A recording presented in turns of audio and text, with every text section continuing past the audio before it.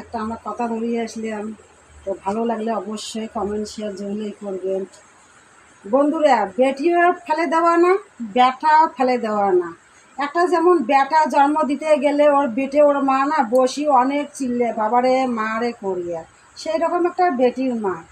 তো আজকে যদি একটা ফৌজিয়ে হোক, একটা বন্ধনের লোকে হোক, একটা যদি আর্মি হোক, উনি যদি মাসে ৮০,০০০ টাকা পায়, তো আজকে ওই জননী মাটা ৮০,০০০ থাকিয়া যদি ২০,০০০ টাকা দিয়ে মাটাকে দেয়, তাহলে কি আর বেটাটা কি কম হয়? আজকে মনে করেন কি পরের ছাওয়াগুলো আজকে একটা গাবুসে আমরা আসিয়ে তাক চেনা নাই, পরিচয় নাই, ১০-এর সামনে নাগুয়া বামন দিয়ে বিয়ে করে একটা শ্রেণী নিয়ে যায়। তা কিন্তু আমরা চিনিও না, জানিও না, কার সত্ত্বে যাই। সে আমরা মাক দেখি যাই, সে আমরা বাবাকে দেখি যাই, সে আমরা বোনক দেখি যাই, কোনো দিনও না। আমরা কি ভাবি, আজকে যদি আমার স্বামী ঠিক থাকে তো সগে ঠিক।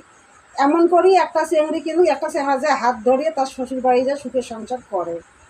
তা আজকে যদি ৮০,০০০ টাকা পায়, ওই ৮০,০০০ টাকা নিয়ে তা যদি ব্যাটার বউ কাপড় থাকতে কাপড় নেয়, লিপস্টিক থাকতে লিপস্টিক নেয়, মার জন্য যদি তাঁতের শাড়ি নেয়, তাঁতের শাড়ির জায়গায় যদি বেনারসি শাড়ি নেয়, অটোমেটিক তো তার চ্যাংড়ার মা রাগ জরুলেই হবে। তো কে চ্যাংড়ার মাকে একটা আনি দেওয়া যায় না? তো বিয়ে করতে করতে কি কন্যার মায়ে কি তাকে দখল হয়ে যায় এবং কি বাড়ির বউটাই দখল হয়ে যায়?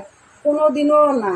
ওরও একটু আশা থাকে বেটার বউয়ের কাছে, বেটার কাছে ভালোবাসা পাওয়ার জন্যে। একটা বেটা জন্ম দিলে, একটা বেটি জন্ম দিলে, তাই যদি দিদিমণি ডাক্তার পুলিশ হাকিম হয়, তারও স্বপ্ন আজকে মোর বেটাটা পুলিশ হয়েছে, চ্যাংড়ার মাকে মোর বেটা আজকে শালার ফৌজি হয়েছে, তারও কিন্তু স্বপ্ন হয় যে তার বেটা ১০ টাকা কামাই করিয়া নিয়ে মার হাতে দেব। আমরা তো কই না যে বেটার মাক দিবেন না, বেটার মাকেও দেখো, বেটিকেও দেখো। যখন একটা আমরা বিয়ে করে নিয়ে যায় তখন কিন্তু ৪ পাও হয়, আগর থেকে ২ পাও, তারপরে হয়ে যায় ৪ পাও, তারপরে হয়ে যায় ৬ পাও। তো তার মধ্যে চ্যাংড়াটাকেও দেখা খাবে। রাইতের করিয়া যদি তার বউ ফুসফুস করিয়ে কানের গোড়া যদি বক্তব্য দেয়, যেইটুক টাকা আনছো মাকে বলবা না, আমার টিউশনি আছে, আমাদের কাপড় আছে, আমার শপিং আছে, তাহলে কি আর শশীতে ১৫ দিন ওই বেটার বউ ভালো দেখতে পায়? এর জন্যে এইটুকু আমি বক্তব্য দিলাম। তো ভালো যদি লাগে লাইক কমেন্ট অবশ্যই দিবেন।